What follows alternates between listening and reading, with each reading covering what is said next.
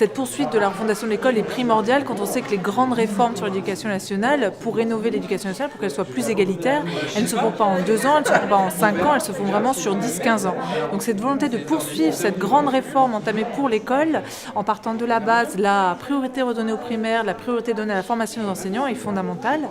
Ensuite, l'autre grande mesure qu'il met en avant pour l'enseignement, c'est vraiment développer la mixité scolaire, la mixité sociale à l'école, et donc d'entamer un dialogue avec l'enseignement privé. L'autre grande réforme qui me semble intéressante, c'est également le soutien à l'enseignement supérieur, avec la création de 8000 postes d'enseignants-chercheurs et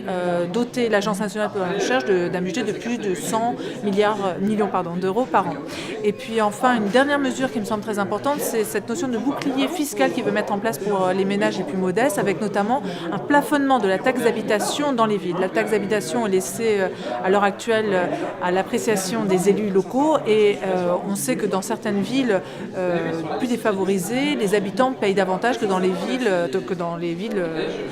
comme Paris ou dans les villes comme Lyon.